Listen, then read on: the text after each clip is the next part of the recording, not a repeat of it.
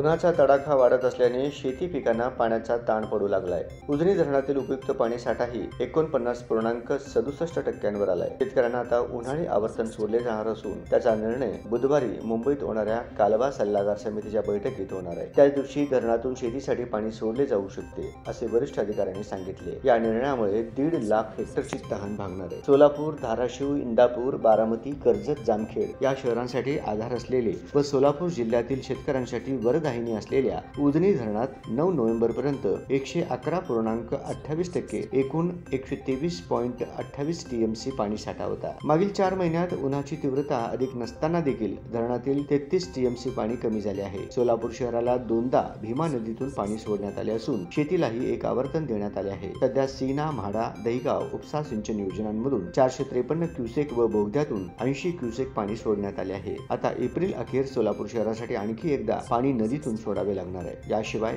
धरणावरील 43 पाणी पुरवठ्याच्या योजनांसह 100हून अधिक ग्रामपंचायतींचा पाणी पुरवठा धरणावरूनच आहे। कडक उन्हामुळे बाष्पीभवनही होते, त्यामुळे आता शेतीला आवर्तन द्यावे लागणार असून आणखी काही दिवस विलंब झाल्यास पातळी कमी होऊन पाणी सोडता येणार आहे। पाणी पातळी उणे 20% गेल्यास कॅनॉल मधून पाणी सोडता येत नाही। दुसरीकडे शेतीला पाणी सोडून 1 महिना आता पूर्ण झाला आहे। या पार्श्वभूमीवर आता 5 मार्च पासून शेतीसाठी पाणी सोडण्याचे नियोजन लाभ क्षेत्र विकास प्राधिकरणाने केले आहे। कालवा सल्लागार समितीचा निर्णय झाल्यानंतर धरणाचे दरवाजे उघडले जाणार आहेत।